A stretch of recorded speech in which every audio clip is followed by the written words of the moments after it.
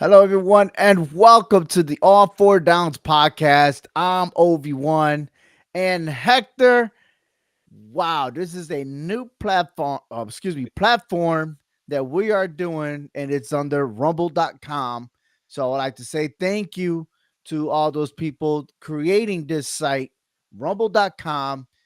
Subscribe to our channel, All Four Downs. It's O Muniz, just where it's displayed right there under my name right there.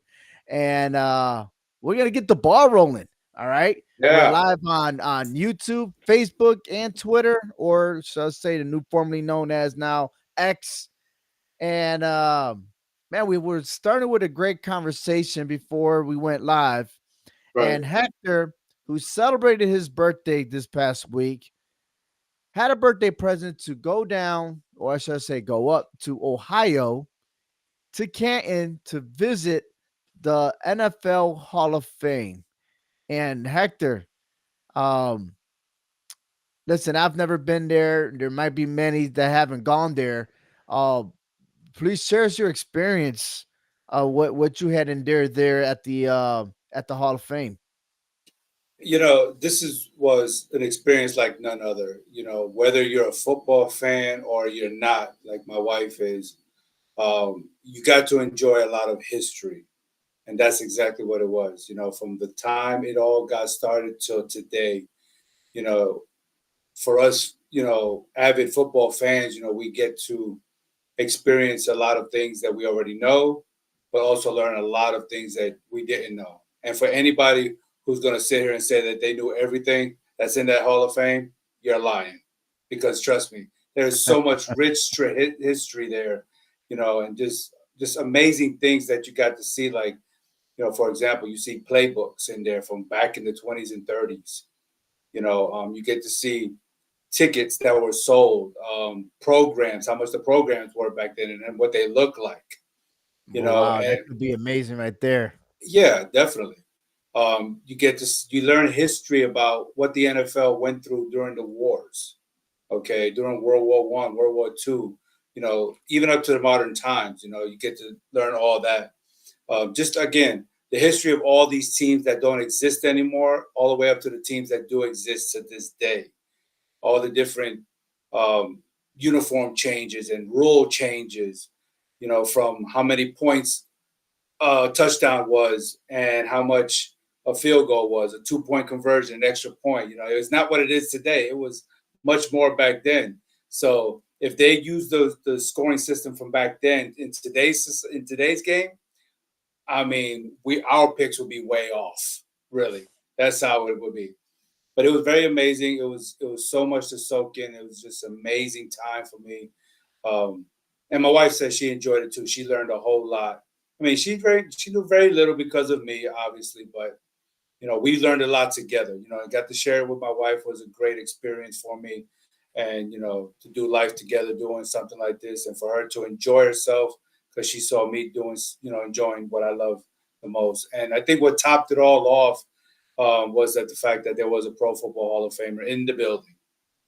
Yes, Yes. And who was that individual that you meet? man, that was Kevin Or Mawai. Yeah, yes. he used to play for the Seattle Seahawks. He played for the New York Jets. He played for the Tennessee Titans.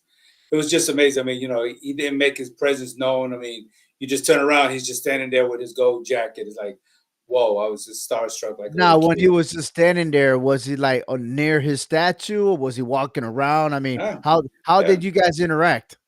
Well, he was just walking around in the beginning, just walking around, and I was where all the head statues were, looking at all the history from the beginning of time to last year's inductees, and just taking my pictures. And then when I just turn around, he's just there talking with a fan, and then after so long, I got to go up there and talk to him for a whole minute, but I had to get those jitters out of my system because it was one thing to be a football fan and meet a football player. But when you actually meet a Hall of Famer, it just takes you to a whole different level there. Right, But a different meaning. right, Absolutely. but Right. it was down to earth. He's just carried on regular conversation. He made fun of me wearing my Giants stuff. It's like, you want to take a picture of me and you wearing that Giants gear? So I was like, well, I try to turn around on him and tell him, well, you did play in New York, so it kind of counts for something. He goes, I got you. You making a I good point believe during that there. time where the Giants were winning Super Bowls, and the Jets are still hangover from what, Super Bowl III or something like that. Yeah. Yeah. But man, that's pretty amazing. And like I said, happy belated birthday. I know I called you and Yeah. wished you the day before and on that day. Yeah. I knew what time it was, but Yeah. I'm glad that you were able to celebrate your birthday in that way. That's still on my bucket list, so maybe one day I'll get there. I haven't even been to a neither major sports Hall of Fame building yet. And I think now instead of going to different ballparks, I might as well just start going out visiting the Hall of Fame because, like you said, Right. there's so much to learn from it, right? And it's always good to be educated, and stuff like that. Just like this season, we're about to get educated as is this a new era where new teams start to develop and get showcased to be contenders in the NFL, or are there pretenders? Right? We're in that verge now on week 8 of the NFL, which I can't believe I'm saying that it's week 8 I know. already. I mean, I felt like the season just started, but let's go ahead and then recap a little bit the standings. Right, the Kansas City Chiefs. Right now, if the season was over right now, your top 7 in the AFC are looking like this: Kansas City, which still undefeated, Houston, Baltimore, Buffalo. So you got your front 4 right there. Um, excuse me, for your division champs right there, right? Then you got Pittsburgh Steelers, Indianapolis Colts, the Denver Broncos.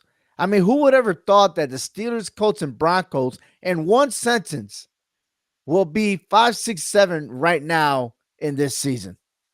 Yeah, especially looking at what Indianapolis dealing with their quarterback situation, and Denver obviously dealing with a rookie quarterback. Yeah, we weren't. I mean, if anything, I would have said, yeah, I would have believed Pittsburgh would be in the mix, but definitely not the Colts or the Broncos. No. No, no, and then the Steelers, which they don't have Justin Fields as a starter no more. Right. Okay, so will that elevate the Steelers to continue? I mean, 5-2 at this point. Yeah. I mean, I think you got to start saying, we got to get all in, or is it too early? And the No, AFC. Oh, go ahead, go ahead. I think with Pittsburgh, you could say you're all in because of the coach, not because of the players so much. Yes, the players got to go out and make the plays, but when you got a solid foundation of a head coach who knows how to manage, how to coach, okay, with two different type of quarterbacks that he has, okay, and not giving into the media like some people do with their feelings, their emotions. He's got everything under control in Pittsburgh to where he's got them winning with them, and doesn't matter what quarterback he has on the field. Well, keep in mind that outside the division, the Steelers are 5-2. They have yet to play any team right now within the division, and that soon is going to change after this week. Right. More to follow in our picks. In the NFC, we have the Detroit Lions victorious over the Minnesota Vikings. Dude, that was a close game. It was. It could have gone either or, and I believe I went for the Vikings in that game. Yes, sir. And it wasn't. It wasn't. It was not a bad pick, honestly. No. As good as that game was. And it was at Minnesota, so I thought home field advantage might do something to add more flavor for a rematch, right? Right. But who would have thought that the Washington Commanders be at number 2 right now? Yes. Rookie quarterback, new head coach, new coaching staff. It just seems to me that, and not much has changed except for the quarterback, right? Right. Ron Rivera and the whole staff, what were they doing? What were they thinking? Right? I mean, it's not like they did a turbulence within the roster. All those players are still there, and yet they're 5-2. Right. I mean, Seattle. Go ahead. We'll see. We'll see if things start changing, because I know I want to get into that a little bit later with all these injuries. But yeah, things could start shaking things up here in a couple of weeks. All right, injuries, but at the same time, I think it's beneficial now for the Commanders knowing that the NFC East is not that great right now. Washington is 1-0 right now. I mean, because they got the victory over the Giants. But other than that, I mean, I feel like every week they're getting better and better. Seattle Seahawks, I think they're turning their things around. They're 4-3, but I feel like positively, even though their conference is 1-3, something's boiling right now for the Seattle to start winning. And then Atlanta, okay, 4-3. And then you have, and I know it sucks because outside you're looking at the Minnesota Vikings 5-1, you know, I'm like, damn, we should be up there at the 2 slot, but that's okay. But there's a great competition. Surprisingly, the Bears in the top 7 right now. They're tied with the Eagles, but I'm also surprised with the Eagles. They should be 1-2. You know what I mean? Like, they got the talent. I just don't know what's not driving. Not only them, we don't see the Cowboys. The teams that we thought they were going to do so well, they're not in the picture. Or is it because it's just not yet? Well, I think injuries have a small part to do with it. You look at what the Cowboys are dealing with on the defensive side, who they got out. The 49ers, who just went to the Super Bowl, and now all of a sudden they're kind of banged up a little bit. That's why we don't even see them in this picture that you got up. Hopefully, players start coming back slowly. I think there's word that Cooper Kupp should be coming back. So if these teams start getting their players back, then we can start seeing changes. But that should not be an excuse. You got to know how to play with what you have. Coaches got to know how to coach. Players got to go out there and play and make plays. If that's just the next man up situation, then you got to start showing yourself and not make any excuses. I mean, Tampa Bay, they lost both their wide receivers on that Monday night loss, that debacle against the Baltimore Ravens. So they can't make excuses. You know what I'm saying? They got to start stepping up if they're going to try to make that push for the playoffs. But Right. One thing for sure is that when it comes to injuries always seem to be undefeated against the NFL. I like it when you say, man, like, it's going to happen, baby. But what's happening is that the NFC North is looking stronger than ever. Okay, you got the Detroit Lions, the Minnesota Vikings, Green Bay Packers, and the Bears. And you look at the Bears division record, they're 0-0. So when you're going against teams like the Lions, the Vikings, the Packers, does the Bear have what it takes? Do the Bears have what it takes to win? Or could they easily just say right now, add 3 more losses because projectively they'll be 4-5 or something like that, More to follow on that. I'm liking where this is going. Tampa Bay, the NFC South, they're going to be so tight towards the end of the season. And you look at it, the Falcons, they're 4-3 as well. So they got the head-to-head tiebreaker there. And then they got the matchup this weekend. Absolutely. And we're going to start with, we discussed about the Vikings. You discussed about Cooper Kupp not, trying to get healthy to make that comeback. That's today's game. The Vikings and the Rams. Yes. The Vikings 2-0 on the road. The Rams, they usually do well, but their record, I don't know. It's just like, are they running out of ammo? But the biggest story is that the former coordinator for the Rams is now the head coach of the Vikings. So with McVay's assistant, right, going against each other, that's going to be pretty amazing. Yeah, it is. But I just feel like the stars are not driving with each other. And making my first pick now, I'm taking the Vikings on the win. Oh, yeah. I mean, I see this comeback. This is just going to be a bounce back victory for the Vikings. I mean, it was a heartbreaking loss for them last week. But Sam Darnold, he has a passer rating of like 119 on in both of the wins that they have on the road this year. So I see them running the ball. I see Sam Darnold getting that ball passed around a lot. I just don't see what the Rams are going to be able to do to stop this Viking team who's coming off a close loss. I picked that loss, man. I like that loss being that it's 31-29. Right. The game-winning field goal for the Lions to make that happen. On the other side, the Rams, they come up with a victory, 20-15 over the Raiders. Yeah. But if you look at the other games before that, losing to Green Bay, losing to Chicago, they did beat San Francisco, but 49ers are banged up as well. Yeah. So it's like, okay, what are we dealing with here? And like you mentioned already, the biggest surprise is Sam Darnold playing the way he is. And it just speaks volume as to the Jets uh, coaches, right? Because they had Sam Darnold, they had something special. They just didn't know how to coach him. He's Exactly. doing fabulous. Oh yeah, definitely. And despite the fact that they gave up 144 rushing yards last week, that's not happening tonight against this Rams offense. They're not going to be running that ball down the Vikings' throat. I'm sorry. All right, moving on to the Eagles and the Bengals. Eagles 4-2, the Bengals 3-4. Both teams kind of mirror one another. Okay, the Bengals they won 2 straight, defeating the Giants and the Browns. But the Eagles did the same thing in reverse order. Browns and Giants. So it's like, do we compare both teams? Who has an advantage? Who you got in this game? This one was a tough one, to be honest with you. But I'm going to give the edge to the Philadelphia Eagles in this game. I just think that with that rushing attack with Saquon Barkley, the way he's playing right now, I think he ranks second in the NFL with over 160 yards per game, which is a whole lot for a running back at this point. I think the only one that may be doing better than him is probably Derrick Henry, if I'm not mistaken. But I don't see how the Bengals are going to be able to slow down this running attack if they run the ball down their throat. I mean, the Bengals won, 2 in a row? Okay, they've gotten lucky so far, but again, both teams play both the same teams to be 2 in a row. And even though Saquon Barkley has been rushing, the Eagles still are not scoring a lot of points. Yeah.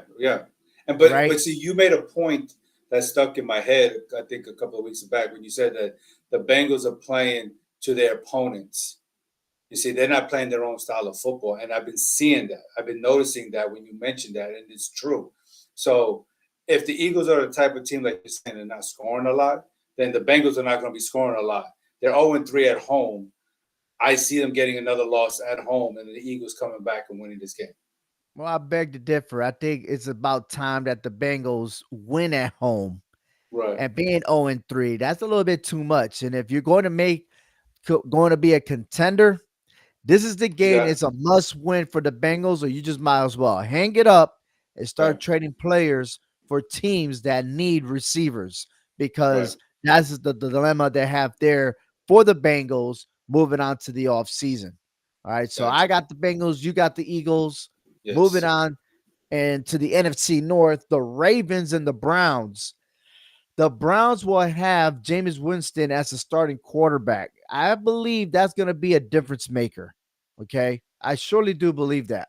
I don't think there was much movement with Deshaun Watson from the start, right? Yeah. There was no spark.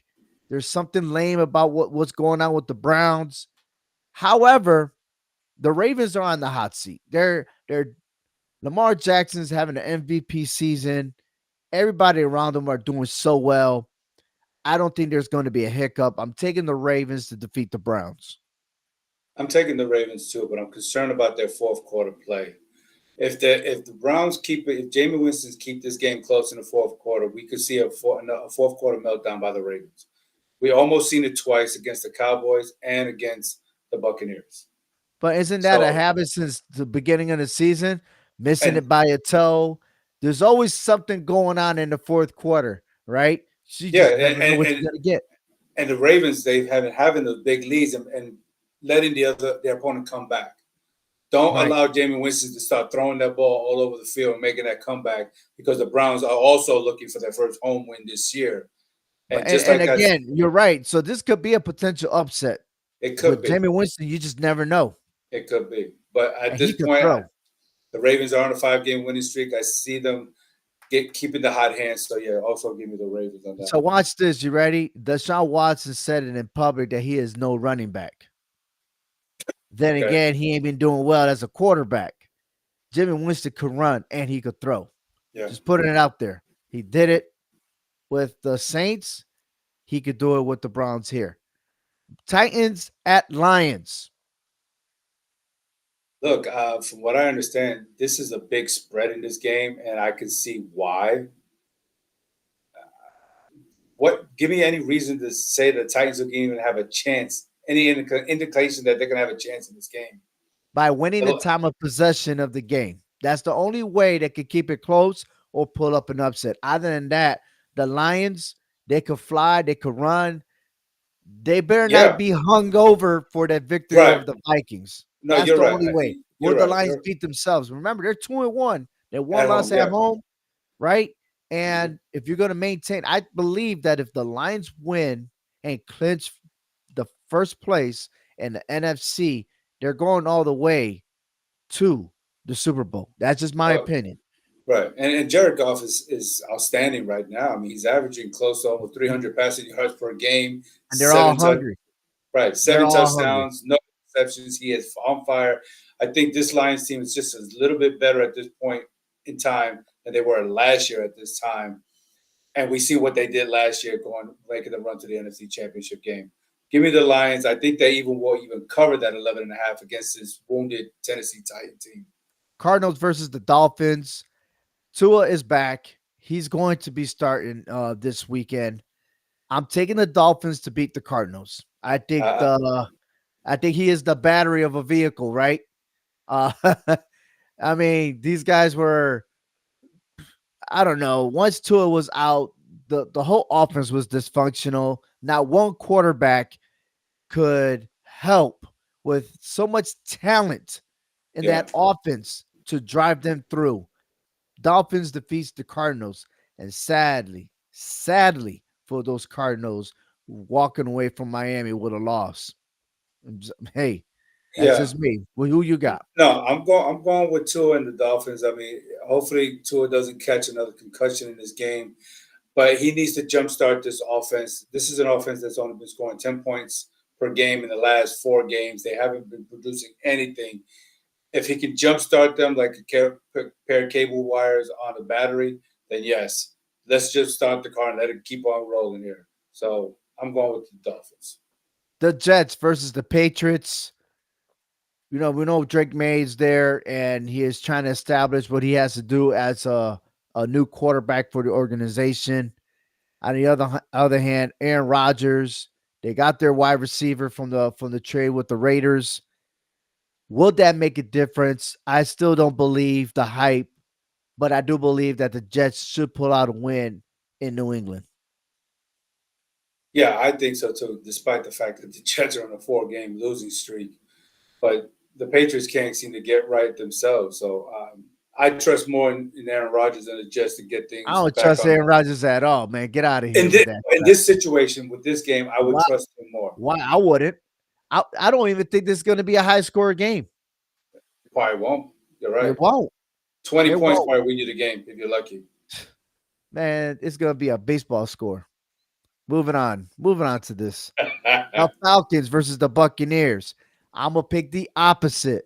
I say this game is going to go over, yet I'm picking the Falcons to win.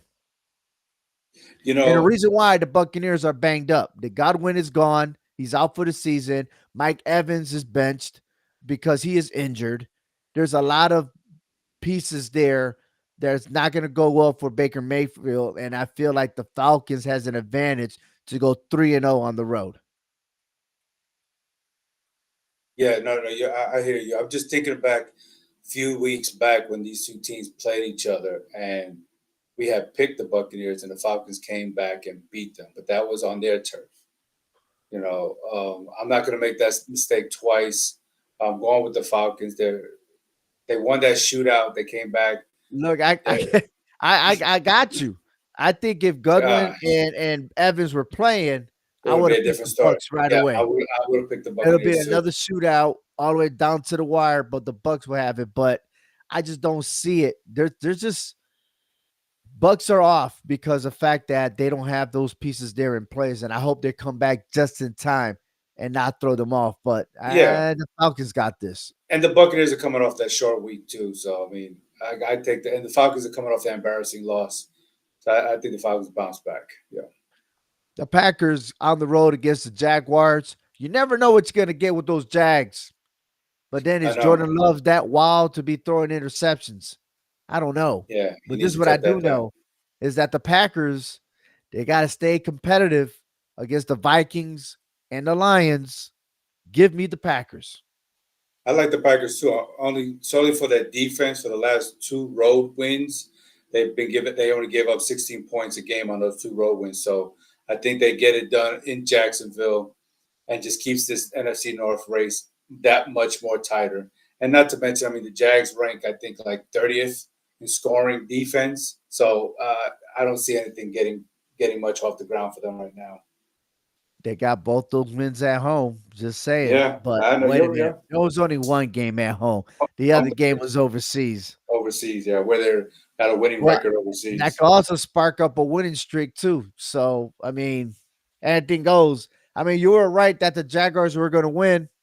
You were right because they stayed there overseas, right? Yeah, So let's see how they do here. Colts versus the Texans. This is very interesting, but what I don't agree with is the head coach. The head coach of the Colts decides he's going to continue with Anthony Richardson as the man behind the snap, right? Behind the center. And I don't like that idea, knowing that it is a different dynamic for him.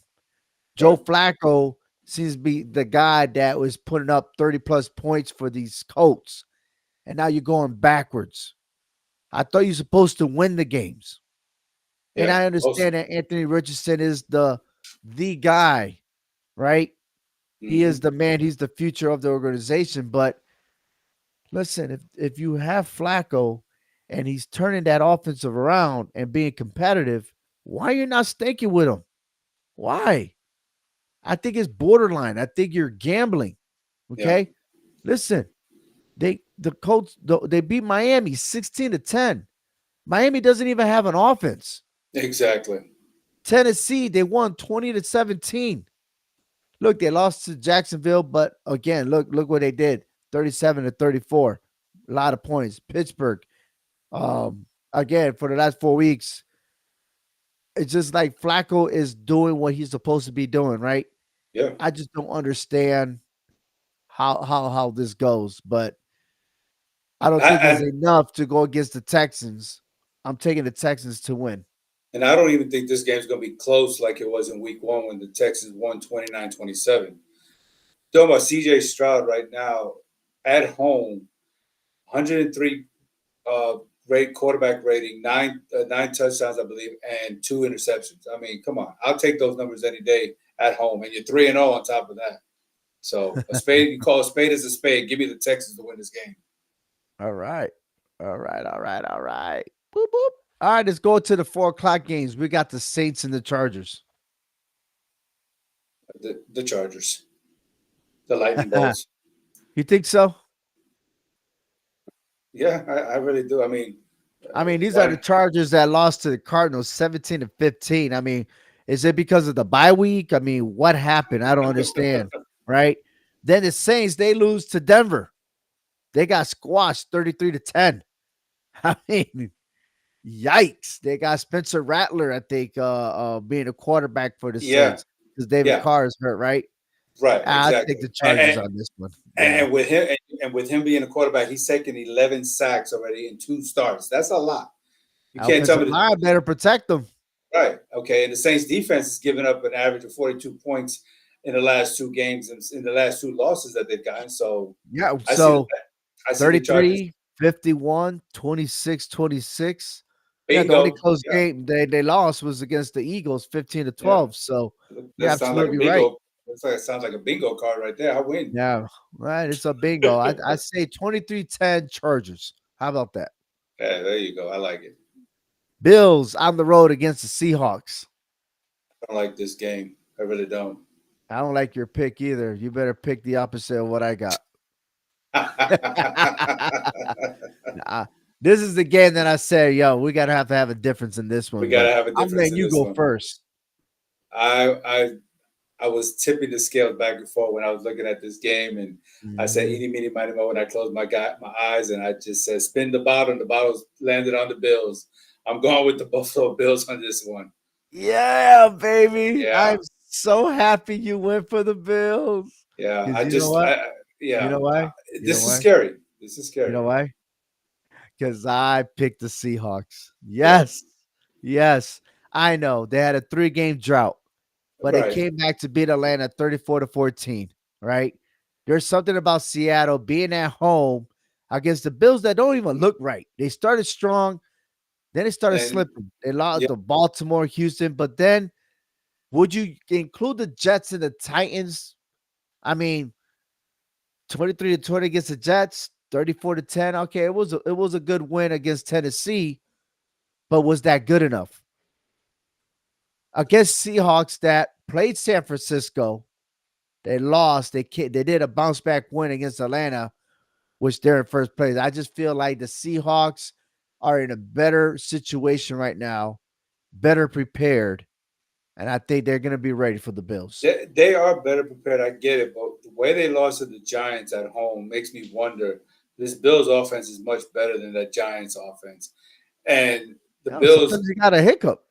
Oh, yeah, I get it. But Josh Allen, in his last in the 2 game winning streak, I get you look what you're saying, who they played, but he's been putting up impressive numbers in those 2 wins. Granted, on who they are, but a win is a win, and you put up the numbers, you put up the numbers. So I think he's going to go into the rowdy Seattle and take the victory. So, but yeah, All right. okay, I like it. I like it. Panthers and the Broncos. You got you got Bryce Young coming back to be the starter of the Panthers because what's his name? I even forgot his name. Good Lord. I'm terrible. Andy Dalton got into a car accident and he messed up his thumb. Out of all things that can happen to you in a car accident, his thumb got in the way. Wepa. I'm picking the Broncos, baby. I think when we was looking at the stats a couple of weeks ago, and we saw how the point differential for the Panthers were, they're at a minus 133 point differential. They suffered 3 road blowouts, not 3 road losses, but 3 blowouts. I Seems like mean, the road is not good for them. the Yeah. road is not leading in Carolina anywhere in this game. I'm You're sorry. I talking like about a rookie quarterback like Washington that went ahead and destroyed them 40-7, right? And of course, he got hurt. But the Broncos, they got a rookie quarterback named Bo Nix. Bo Telling you. knows, yeah. And they had the extra time since they played Thursday night, the Thursday night whooping they gave the Saints, so they had time to rest and get themselves prepared for this bet. Now, again, you can't take them for granted. You can't walk in there thinking this is a for sure win, but you got to go in there and win this game. I'm going to go for a sure win. Hell yeah. I'm Hell just yeah. saying because last night when I text you about college football, we've seen a big major upset, so anything can happen. Yeah, you're right. Anything can happen. But you know what? But I'm for sure yeah, the Broncos will win. I'm for sure for this one too. The Chiefs at the Raiders. This one is a trap game. you're And right. because this is a rivalry game. And I think this What? happened to us last year. I think the Raiders wind up, you know, doing this to us when we picked the Chiefs over them in one of their 2 games last year. The Raiders beat them. I'm gonna until I see something flawless. I'm taking the Chiefs. Yeah, I'm going with the Chiefs. I mean, why wouldn't you? Until, like you said, until they lose, until they show a big hiccup, you know, it's not, it's not more to Yeah, say. yeah. Nothing more to And now say. we'll move on to our next game. Two rookie quarterbacks going against each other. The Bears and the Commanders. The Bears again. They haven't played anybody in NFC North. They're 4-2, but yet on the road they're 0-2. Compared to the Commanders, 5-2, they're home 3-0 undefeated. Like it is live to be in Washington right now. They're all in. They're happy that everybody else in the NFC East are terrible, and they got their savior. The Is Bears, on J, the other hand, I'll go ahead. but is Jaden Daniels actually going to play? Yeah, he's going to play. He going to play. Yeah, ain't nothing wrong with him. He be all right. Okay, He be all okay. right. He might be missing a They rib or let they so. listed him as questionable, which more likely he's going to play. If it was doubtful, they would have had the big D next to his name. But this is going to be a great game. I think so too. I Caleb really do. Williams, Daniels. Oh man, this is. I don't know, man. This is Jaden Daniels is proven like he's like the next CJ Stroud. You know, he's just taking for what it's worth, and he's going with it. The coaches are making their plans around him, and it's been successful. And the Commanders have a run game. Yeah, It's and they can powerful. stop the run on top of that. So Caleb Williams is not going to be able to rely on too much of his run game against this Commanders defense. So he's going to have to really air this ball out and try to attack that Commanders pass defense. Yeah, this is really. I mean, in the past we would say the Commanders had an easy win here, but this is just. I mean, it is so fascinating to see that the Bears are 4-2 and last place in their division. That is Yeah. it's unheard of. But it's just something about being on the road that they don't know how to close it out. And I for that know. reason, I'm taking the Commanders. Yeah, I'm going to take the Commanders too, but this could be where the Bears find their true grit and beat somebody that's worth beating. Because if you're gonna try to take first place, you got to start with somebody that's worth a worthy opponent. We'll see. We'll see. That's all I'm gonna say. I know that the Bears fans, they like to follow their teams everywhere. So it's I gonna be think interesting. the last time I said, I think the Bears were slight favorite at the moment. It could change by Sunday. Right now, yeah, it's a pick 'em. Okay. It's 1.5 for the Bears, but it's a pick 'em. Yeah. The over under is 45.5. So I just don't see. I see a lower than 45 points. I think it's gonna be a great game. I really do. See that. Sunday Night Football, the Cowboys versus the 49ers. Now, I'm going to tell you right now, I was liking last week because I didn't have to deal or hear or do anything about Cowboys right? Because they had a bye week. I'm loving it. I'm happy. But I heard rumors that the bye week won 21-17 over the Cowboys last week. But a 2-minute warning. That's why they only had one star. Sorry, Cowboy fans. I had to just throw that one in there. They're undefeated on the road. Their best game is on the road. Being it's a bye week, they usually do well. But can the 49ers turn things around? That's the biggest question right there. It just, I don't know. The receivers and Brock Purdy, they're not there. Injuries are piling up. I feel like this is more towards the Cowboys getting that victory and just shutting up the fans real quick about, hey, we're not done yet. We're not done. We got this. But then again, you got the 49ers who are in the same position. We need to win. We're not out. But I got a feeling this is a borderline where a loss from either team could be outside looking in for the playoffs. Yeah, I think the team who loses this game is definitely out of it. I don't see no turning it around in the rest of the season. I seriously don't. And as I looked at this game, I'm like, I try to compare Brock Purdy's loss to the Chiefs and Dak Prescott's loss to the Lions, excuse me. And I'm like, well, both quarterbacks looked like garbage. I mean, it just was really hard to pick for me. This is not a very intriguing game to tune into. I mean, yeah, it's Sunday night, and I'm sure they put that in the slot because they figured these two teams would be at the height of their careers, but they're at the lows of the lows right now. And it's sad to see the Cowboys are doing better on the road, but I'm going to lean with the home team on this one. I think that the 49ers will find a way to pull out this victory. I'm not sure if Michael Parsons is going to be back, and if he is, he may be listed limited. as questionable right now. So he may be limited. Yeah. Mm-hmm. And I just think that what Brock Purdy may have left on offense will still be a slightly just enough to pull out maybe a 1 to 2 point victory over these Cowboys. I really do. I see the Cowboys staying in this game all 4 quarters, but between Purdy and Prescott, somebody's going to have to turn it around, and this is the game to do it. I'm not impressed with either one. I'm really not. Well, right now, Michael Parsons has not practiced yet he was lifted as questionable. Eric Kendricks, he's listed as questionable. He had limited practice on Wednesday. Right. Uh, let me see. They got 1, 2, 3, 4, 5, 6, 7, 8. They got 9 players out for the Dallas Cowboys. That's a lot. It Out. is. But I'm Yeah. sure I know I know the 49ers are not any better. Oh, well, so let's take it up because the fact that their stars are not there. Um, let's see. Let's see. Start on the Uh, offense. Brandon Ayuk is Ayuk, out for the Ayuk. season. Ayuk, Mhm. he's out for the season.